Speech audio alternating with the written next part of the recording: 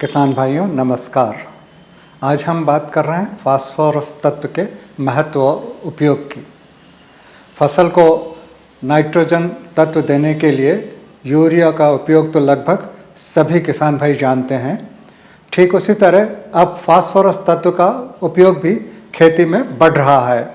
Phosphorus देने के लिए हमारे यहाँ डाई अमोनियम फॉस्फेट यानी DAP, जिसे किसान भाई डाया भी कहते हैं, या सिंगल सुपर फॉस्फेट या NPK खाद को काम में लिया जाता है।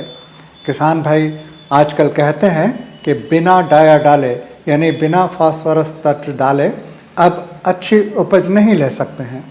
क्यों ज़रूरी है फास्फोरस पौधों के लिए? मोटे तौर पर पौधों में प्रकाश संश्लेषण, श्वास क्रिया, ऊर्जा संरक्षण, कोशिका विभाजन और अन्य कई क्रियाओं में फास्फोरस की विशेष भूमिका रहती है।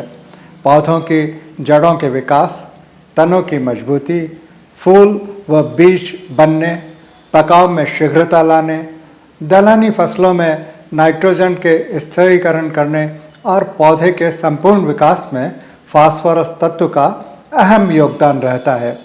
यदि फसल को फास्फोरस ना मिले तो शुरू की अवस्था से ही पौधे का विकास रुक जाता है और वो बौने और छोटे रह जाते हैं।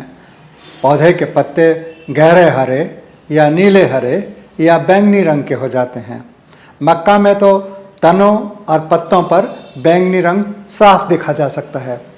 फसल में बालियां, सिट्टों और भुट्टों पर दाने भी कम बैठते हैं और फसल के पकाव में देरी होती है। अधिकांश फसलों में ये लक्षण पत्तों में फास्फोरस की मात्रा 0.2% से कम होने पर दिखाई देती है। फास्फोरस की कमी प्राय उन भूमियों में पाई जाती है जिनमें जीवांश कम हो या जमीन रेतीली हो या जमीन अम्लीय या क्षारीय हो। भूमि का pH 6 से 7 के बीच होने पर फास्फोरस की उपलब्धता सबसे अधिक होती है। pH 8 से अधिक होने पर भूमि में कैल्शियम के साथ बंधकर फास्फोरस की पौधों को उपलब्धता कम हो जाती है। इसी तरह pH कम होने पर यह तत्व एल्यूमिनियम और लौह तत्व के साथ बंध जाता है और पौधों को नहीं मिलता है। मिट्टी की जांच कराने पर यदि उपलब्ध फास्फोरस की मात्रा 11 से 22 किलोग्राम प्रति हेक्टेयर है तो इसे मध्यम माना जाएगा। 11 से कम होने पर निम्न और 22 से अधिक होने पर उच्च माना जाएगा। आमतौर पर उर्वरक उपयोग के लिए जो सामान्य सिफारिश की जाती है वो मध्यम स्तर पर आधारित होती है। अतः खाद की सही सिफारिश के लिए मिट्टी की जांच अवश्य करवा लेनी चाहिए। किसान भाइयों, जितना फास्फोरस हम फसल को देते हैं उसका 20-25% भाग ही फसल को मिल पाता है। शेष फास्फोरस जमीन में ही बंध जाता है। हालांकि इसका कुछ हिस्सा अगली फसल में काम आ सकता है। फास्फोरस की एक ये विशेषता है कि उसे भूमि में जहाँ डाला जाता है वहीं वो स्थिर हो जाता है। यह तत्व नाइट्रोजन की तरह गतिशील नहीं है। अतः जब हम फास्फोरस खाद का उपयोग करें तो भूमि में उसे इस तरह डालें कि वह पौधे की जड़ क्षेत्र में रहे। 20 से 2-2.5 इंच नीचे और साइड में फास्फोरस दिया जाए तो पौधों की जड़ों को वह आसानी से मिल जाएगा। सीड कम फर्टिलाइजर ड्रिल या पोरा केरा विधि से फास्फोरस की खाद देना लाभप्रद है। फास्फोरस की खाद को कभी भी खेत में बिखेरना नहीं चाहिए, क्योंकि इस तरह से दी गई खाद भूमि की सतह पर ही रह जाएगी और पौधों को नहीं मिलेगी।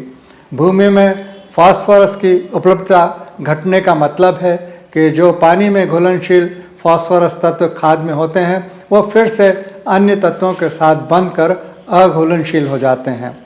फास्फोरस की जीवाणु खाद PSB यानी फॉस्फेट सोल्युबलाइजिंग बैक्टीरिया खेत में डालने से भी उर्वरक फास्फोरस और जमीन का फास्फोरस घुलनशील अवस्था में आकर पौधों को उपलब्ध हो जाता है। जैव उर्वरक और जैव खाद के साथ फास्फोरस का उपयोग करना प्रभावी और लाभदायक रहेगा।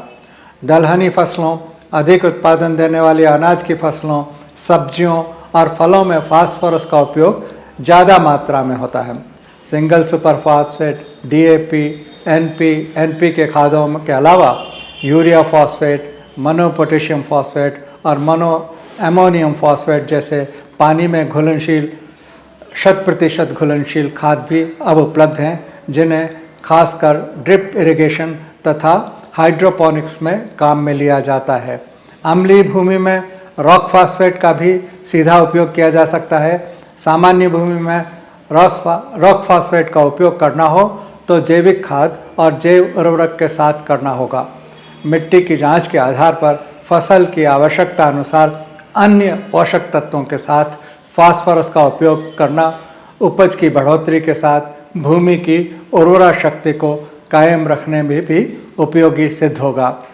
आशा है कि किसान भाई सही मात्रा में और सही विधि से फास्फोरस तत्व को काम में लेकर अधिक मुनाफा कमाएंगे।